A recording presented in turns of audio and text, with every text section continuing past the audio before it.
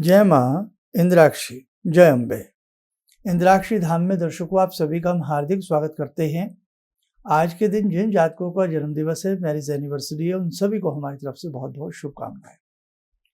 हथेली में कुछ ऐसे चिन्ह होते हैं जो वास्तव में दरिद्रता उत्पन्न करते हैं। जीवन के अंदर अंधकार सा छा जाता है और खास तौर से पैसे को लेकर के। डरिएगा मत, लेकिन नॉलेज के लिए ये कार्यक्रम देखिएगा और मैं आपको कुछ विशेष इसमें आपको चीज़ें भी बताऊंगा। अगर ऐसा किसी की हथेली में है जहां घनघोर गरीबी रहती है या धन तो बिल्कुल ही नहीं रह पाता है, तो हमें उसके लिए क्या निवारण करना चाहिए। आज का पंचांग देख लेते हैं। पहले 17 जून सन 2022, दिन शुक्रवार, आषाढ़ माह, कृष्ण पक्ष, संवत 2079, तिथि तृतीया, नक्षत्र उत्तराषाढ़ा, राहु काल 10:30 से 12, दिशा सूल पश्चिम दिशा। सबसे पहला, जिस व्यक्ति की हथेली में झरोके होते हैं, अनेकों बार बता चुका हूं इस बात को, लेकिन आज का सब्जेक्ट है उससे जुड़ा हुआ है। यहाँ ऐसे करने से आर पार खूब नजर आता हो, खूब झरोके हों, तो ये योग भी दरिद्र योग की श्रेणी में शामिल होता है। धन कितना ही आप कमाइएगा, लेकिन आपको ये महसूस होगा कुछ भी आपके पास नहीं रहेगा। और कई बार तो ऐसे झरोकों वाला व्यक्ति को जीवन का सही मुकाम मिल ही नहीं पाता। दूसरी बात, हथेली में 9 के 9 ग्रह बसे हैं। 2 छाया ग्रह हैं, राहु केतु, और बाकी 7 ग्रह हैं। 7 के 7 ग्रहों में किन्हीं भी 5 ग्रहों के ऊपर वाले ग्रहों के ऊपर कुंदुक का चिन्ह हो, जैसे काला सा निशान होता है ना, बड़ा सा, 5 ग्रहों के ऊपर यदि कुंदुक का चिन्ह है तो आप माने न माने धन कतई भी नहीं आएगा और ना ही रुकेगा, थोड़ा बहुत कहीं से आ भी गया तो। तीसरा योग, 5 योग होते हैं हथेली में, होते तो बहुत हैं लेकिन आज मैं 5 की बात करूंगा। तीसरा योग, यदि जिस व्यक्ति की हथेली बहुत कमजोर हो और हथेली को पूरी हथेली में अनगिनत प्रकार की रेखाएं जन्म ले रही हों, ऊर्ध्व रेखाएं हों, क्रॉस रेखाएं हों, बहुत सारी रेखाओं का हथेली में जिसके मक्कड़ जाल सा बना हो, स्वास्थ्य की दृष्टि से भी सही नहीं है और धन की दृष्टि से भी शुभ स्थिति नहीं होती है। नंबर 4 की बात करता हूं। नंबर 4 पे, जिस व्यक्ति की हथेली में, खास तौर से हथेली के मध्य में बहुत ही गहरा गड्ढा बना हो, एक तो आम होता है एक बहुत गहरा हथेली बनी हो, बहुत ही गहरी हथेली हो और उसकी हथेली में ये झरोके हो, महान दरिद्री योग पैदा करता है। विशेष गरीबी में जीवन को जीना पड़ता है या बहुत अभाव में, बड़ी किल्लत के साथ, दिक्कत के साथ जीवन को जीना पड़ता है। और नंबर 5, जिस व्यक्ति की दोनों ही हथेलियों में ये आलम हो, दोनों में झरोके हों, दोनों में बहुत सारी आड़ी तिरछी बहुत रेखाएं हों, चाहे मेल हो फीमेल हो, और खास तौर से पर्वत दोनों हथेलियों के दबे हुए हों। ग्रहों को पर्वत कहते हैं हथेली में। आपका ये बृहस्पति पर्वत दबा हो, आपका ये शनि पर्वत दबा हो, सूर्य पर्वत दबा हो, बुध पर्वत दबा हो है, और यहाँ ये चंद्र पर्वत लुंज पुंज हो। यदि ये 5 पर्वत भी किसी व्यक्ति की हथेली में, चाहे दोनों हाथ में हो, मेल हो या फीमेल हो, ये दबी स्थिति में भी होगा, तो भी हमने देखा धन की दिक्कत उस व्यक्ति को रहेगी।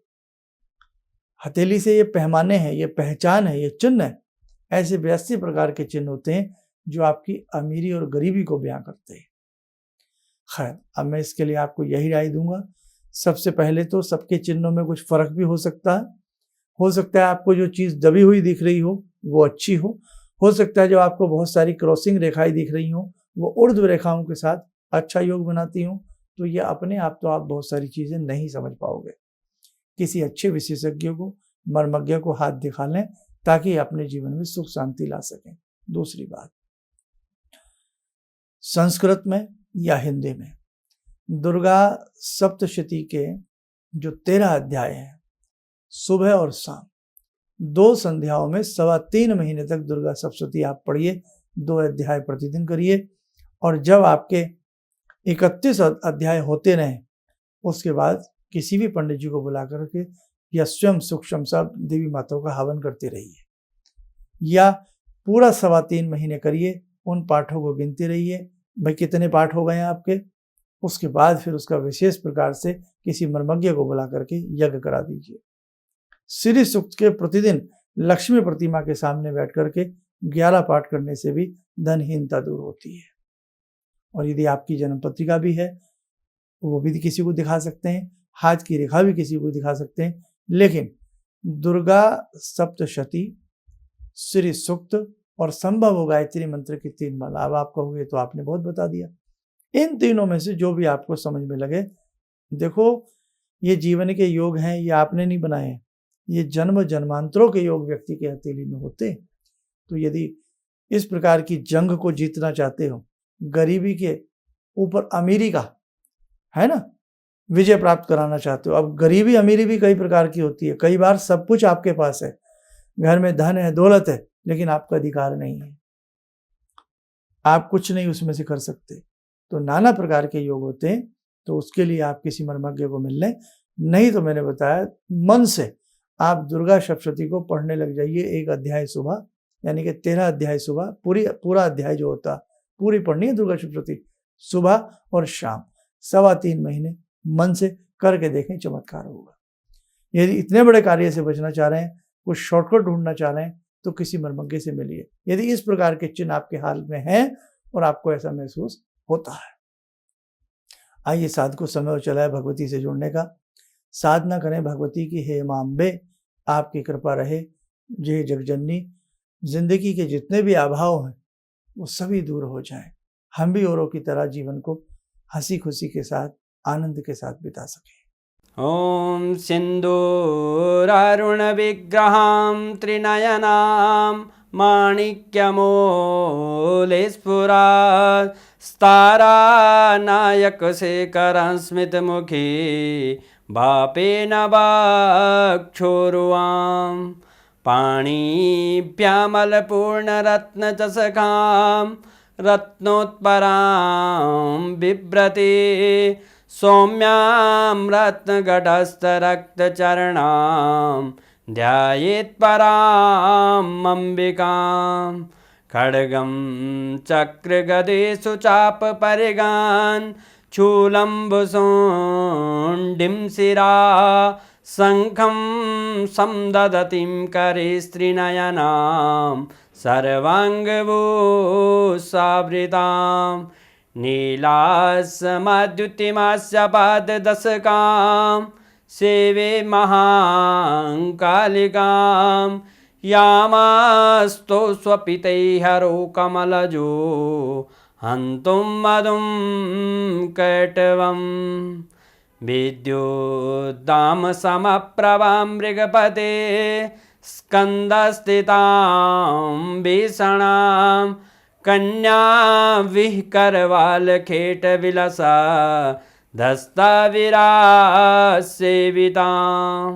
हस्तेश्चक्रगदाशिखेटविशिखां चापं गुणं तर्जनीं विप्राणामलिलात्मिकां शशिधरां दुर्गां त्रिनेत्रां भजे। कवच बना लें, ध्यान करें, भगवती का शुभ आशीष हम सब के ऊपर बरस रहा है।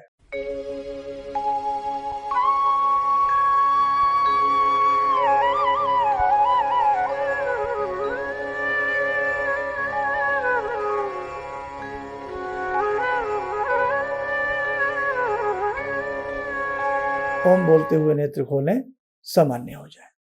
देखो साधकों, गुप्त नवरात्र आने वाले हैं, तो चाहे जो मैंने आज भगवती की आपको चीज़ बताई है, तो चाहे आप 30 तारीख से जब गुप्त नवरात्र प्रारंभ हो जाएंगे तब से प्रारंभ कर सकते हैं, नहीं तो ऐसी बहुत सारी छोटी छोटी चीज़ें हैं और बहुत बातें हैं जो आपकी ज़िंदगी को अच्छा बना सकती हैं। मैं आपको धीरे धीरे बताता रहूँगा। आप स्वस्थ रहें, सुखी रहें। इन्हीं शुभकामनाओं के साथ हम अपनी वाणी को विराम देते हैं। जय जय अम्बे। जी, मेरा नाम रवि कुमार सिंह है। मैं छत्तीसगढ़ रायपुर से हूँ। मैं गुरु दीक्षा भी लिया हूँ। इनके बताए मार्ग पर चलने की प्रयास तो पहले से भी कर रहा हूँ और आगे भी करता रहूँगा। और मेरा लोगों से यही कहना है कि इनके बताए मार्ग पर चलें। ऐसा इसलिए कि सच के मार्ग पर चलने वाले बहुत कम लोग मिलते हैं। ये सिर्फ कहते हैं भगवान से जुड़ो और साधना करो, और भगवान से बड़ी शक्ति तो कोई नहीं है। गुरु, गुरु के बाद भगवान, गुरु, माता पिता और भगवान, ये 3 चीज़ को अगर हम लोग अपना लें अपने जीवन में तो फिर नहीं लगता है कि हमें किसी की ज़रूरत पड़े। हमारे लिए तो बस अब जो भी हैं सो गुरु जी ही हैं।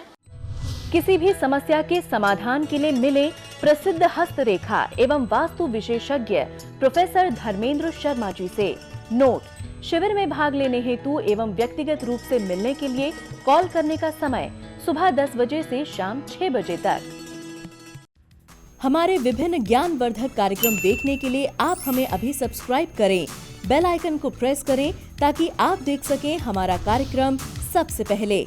और अधिक जानकारी के लिए फेसबुक पेज को लाइक करना न भूलें।